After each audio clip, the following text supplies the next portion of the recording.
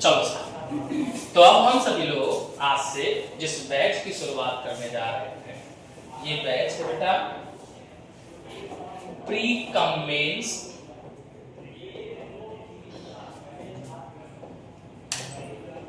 Foundation batch. इस batch की जो शुरुआत रहेगी, इस बैच की शुरुआत हम लोग NCERT से करेंगे।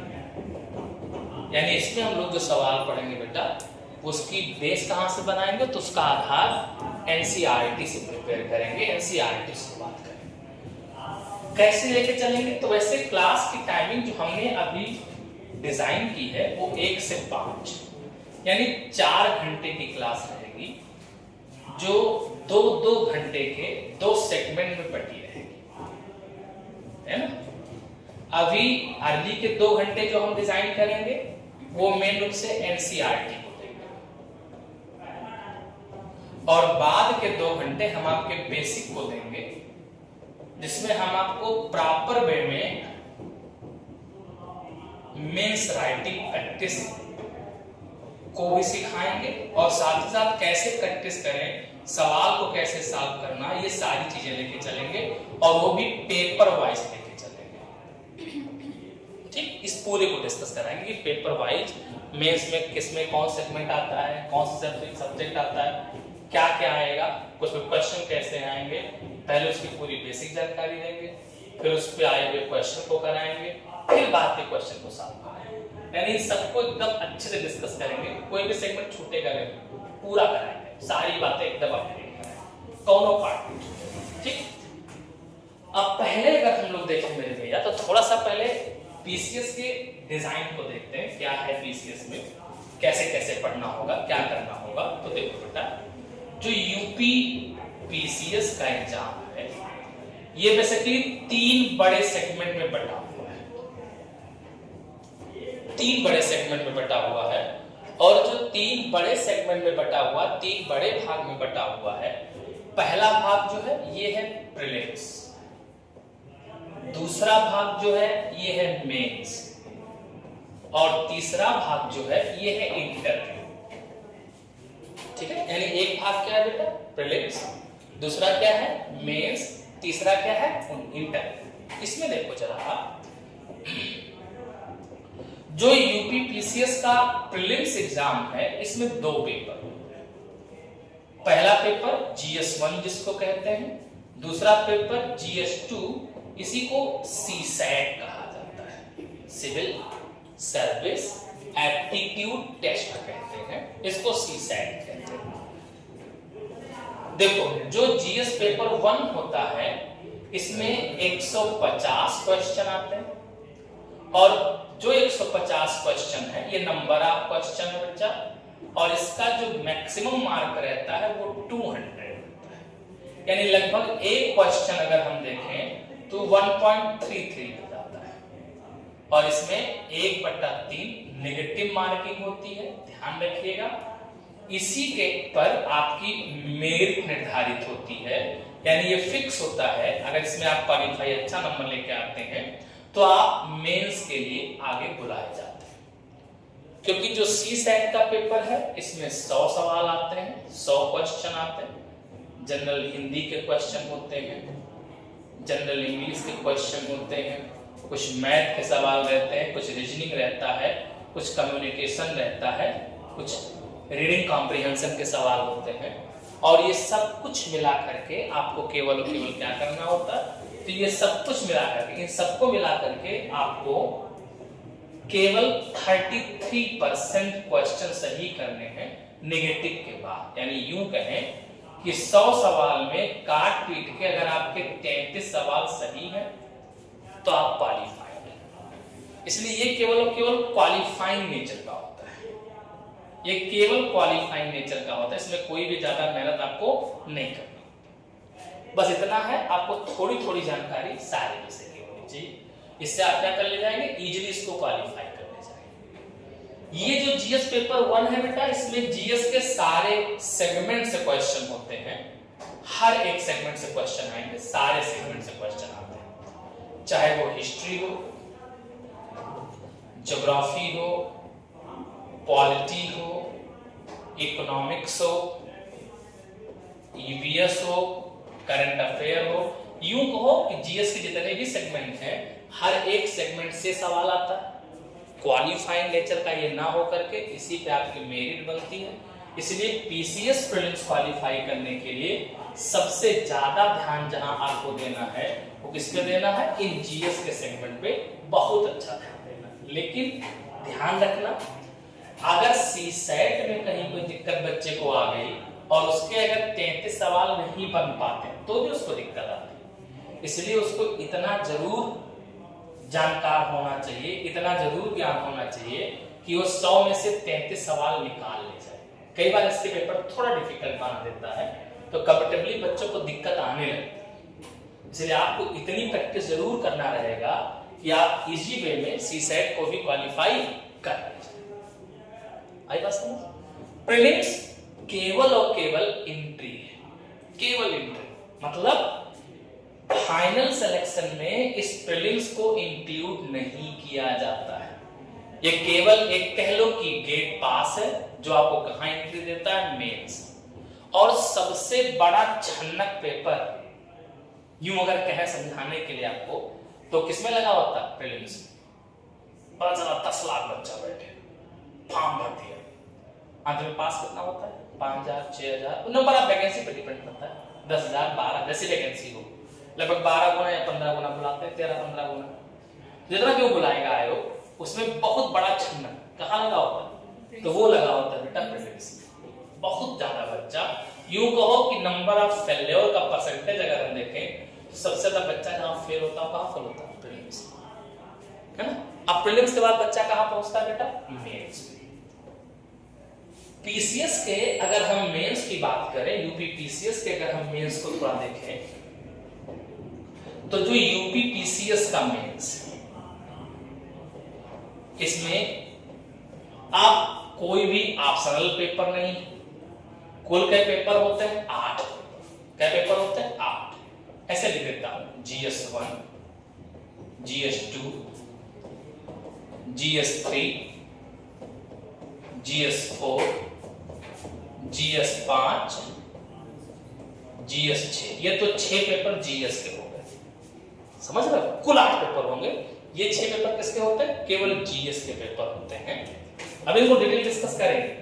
और ये जो जीएस के 6 पेपर हो गए आपके, इसमें मेरे भैया प्रत्येक पेपर में, एवरी पेपर में ये 2 सेगमेंट में बटा होता है। एक में 10 सवाल होते हैं, 10 क्वेश्चन, दूसरे में 10 क्वेश्चन। ये जो 60 टाइप के क्वेश्चन होते हैं, इनमें प्रत्येक सवाल पे आपको 125 वर्ड की लिमिट दी होती लिखने की, यानी आपको एक कितना लिखना होता है, 125 वर्ड लिखना है, यानी यहां देखो तो 1250 वर्ड लिखो। ये जो 10 सवाल है इसकी 200 वर्ड की लिमिट दी होती है, यानी ये आपको कितने लिखने होते हैं, 2000, यानी यूं कहो कि 3 घंटे में लगभग 3250 शब्द आपको लिखने हैं। ये में इसमें क्या होता है, ये बेटा 10 सवाल, एक सवाल 8-8 का होता है, ये 80 नंबर का। ये एक सवाल 12-12 का होता है, 120 का, यानी 120 और 80 200। तो पूरा पेपर कितने मार्क्स का होता है, एक पेपर 200, तो 200 छक्का 22। समझ पा रहे हैं, ये 1200। किसमें क्या आता है अभी मैं डिसाइड सब बताऊंगा, कोई टेंशन नहीं लेना। तो कुल कितने का हो गया, 1200 का ये हो जाता। फिर बच्चा पहले ही दिन आपके 2 पेपर होते हैं, जब आप क्लास कह रहा हूं, जब आप एग्जाम में बैठते हैं मेंस में, पहले दिन आप 2 पेपर हो जाता है। एक पेपर होता है जनरल हिंदी का, और ये जो जनरल हिंदी का पेपर होता है, सामान्य हिंदी का, ये 150 मार्क्स का होता है। और दूसरा जो होता है वो एस्से का होता है, ये भी 150 का होता है, यानी कुल कितने हो गए, 300। इसमें क्या होता है, मेन रूप से 3 सेगमेंट में बटे हुए एस्से दिए होते हैं, और उसमें से हर एक सेगमेंट पे 3-3 टॉपिक दिए होते हैं।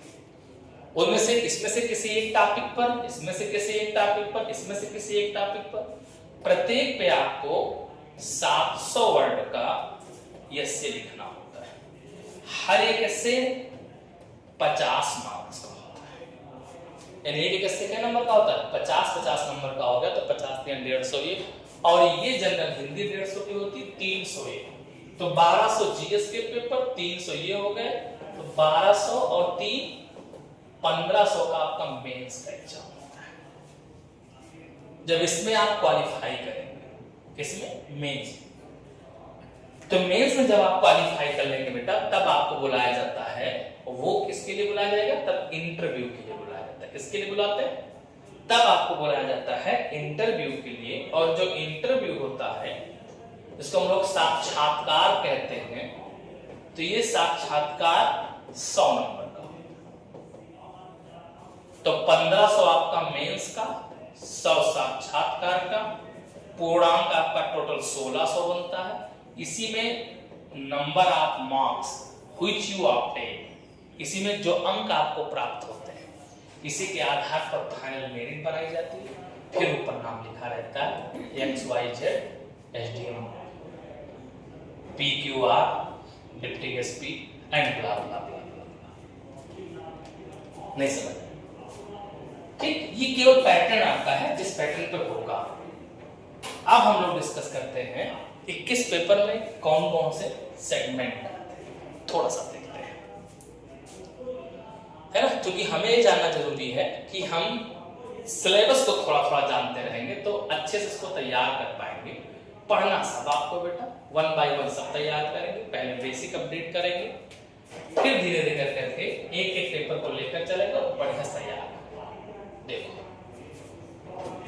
जैसे इसमें दिया गया जीएस पेपर 1 है, और जो जीएस पेपर 1 है उसको ऐसे खाली याद कर लो आप। पहली चीज इसमें आएगा क्या क्या, तो पूरा आपका आर्ट एंड कल्चर आता है। इसमें क्या आता है बोलो?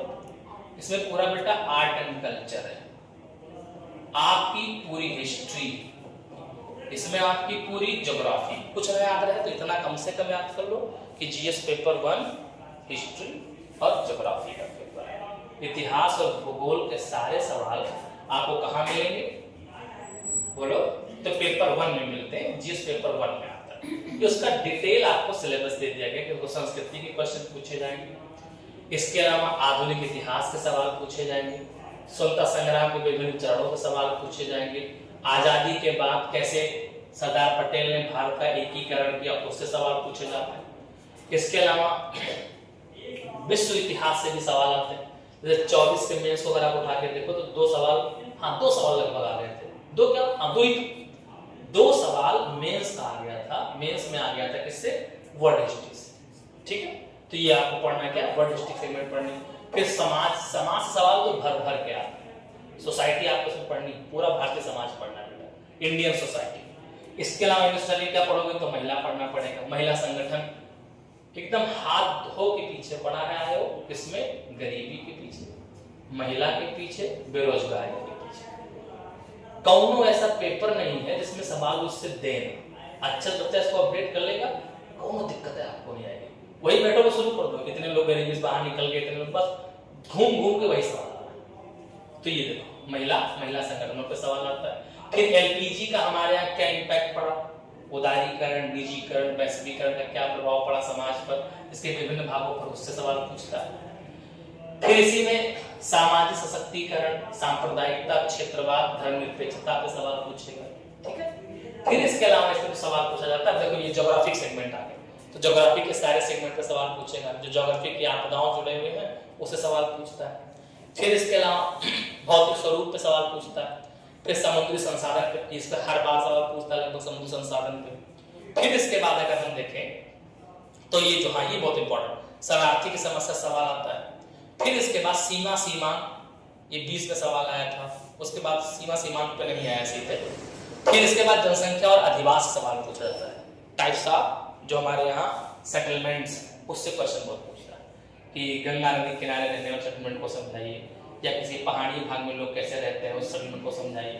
तो इससे क्वेश्चन पूछता है। एक सिंपल आपको क्या देखना है कि टोटल हिस्ट्री और टोटल ज्योग्राफी कौन सेगमेंट में आएगी, तो पेपर 1 में आती है। किसमें आती है बेटा? पेपर 1 में आती है। ये बात समझ आए? समाज का भी योगदान किसमें रहेगा? पेपर 1। ठीक है।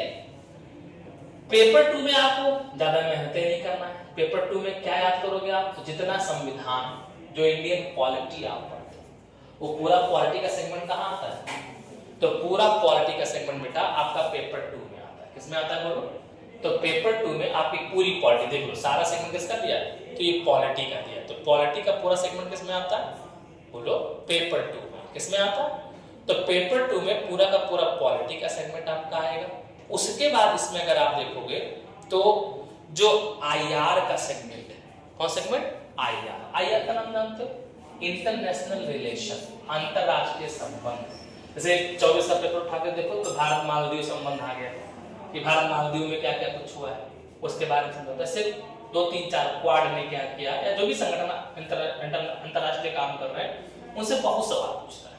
तो पूरा आईआर में आपको देखो द्विपक्षीय भी पढ़ना है बेटा, क्षेत्रीय भी पढ़ना है, वैश्विक भी पढ़ना है, ये सारे पढ़ने हैं आपको। भारत और उसके पड़ोसी संबंध भी पढ़ने। तो कुल मिला के सिंपल क्या याद कर लो कि इंडियन पॉलिटी, गवर्नेंस और आईआर का सेगमेंट कौन से पेपर में आता है? GS paper. संविधान आएगा, संविधान के साथ साथ सुशासन यानी गवर्नेंस आता है, और क्या आता है? आईआर। ये कौन से पेपर में आता है? पेपर 2।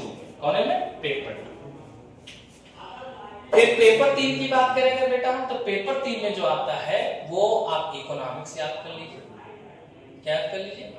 तो इकोनॉमिक्स का पूरा सेगमेंट किसमें आता है? तो पेपर बोलो 3।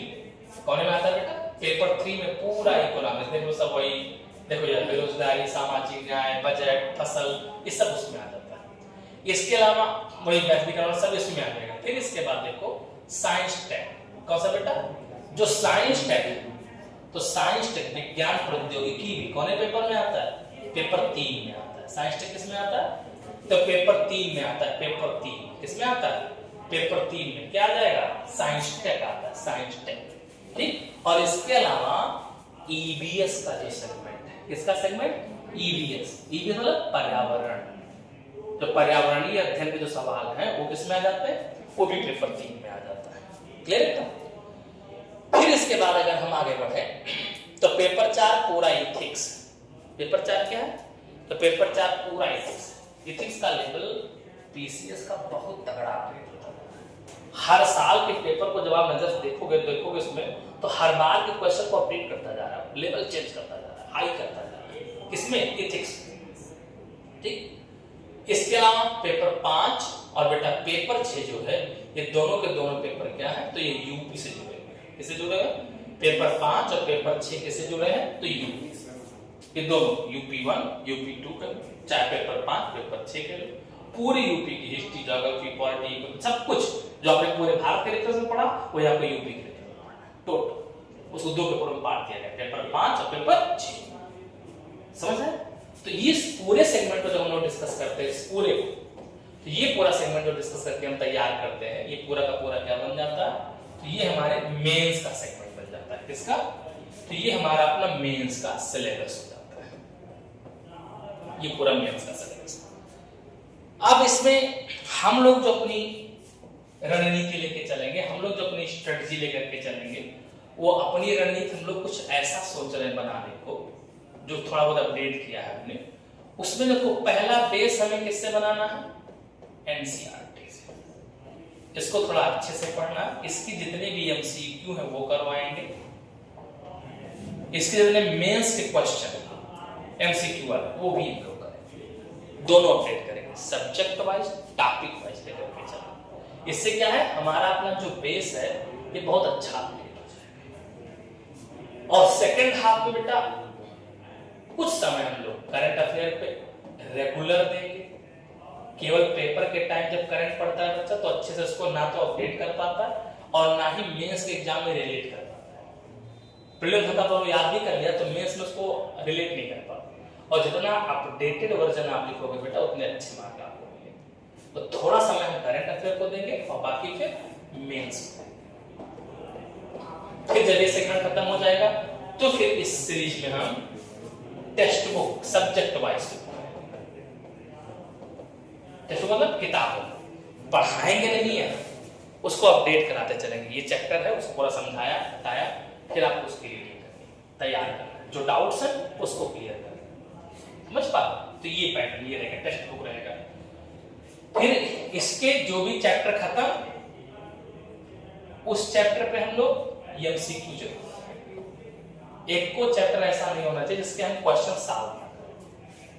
क्लास जो प्रॉपर आपकी डिजाइन रहेगी ये बाइलिंगुअल रहेगी। बाइलिंगुअल रहने का मतलब क्या है, ये हिंदी और इंग्लिश दोनों, यानी क्या बोलते हैं इसको दोनों मिला के इंग्लिश, तो इंग्लिश चलेगी, हिंदी और इंग्लिश दोनों चलेगी। किसी भी विधा वाले किसी बच्चे को दिक्कत नहीं। तो इसकी शुरुआत हम लोग आज ही से और अभी से कर देते हैं, ठीक। तो जो लोग क्लास को ज्वाइन करना चाहें वो लोग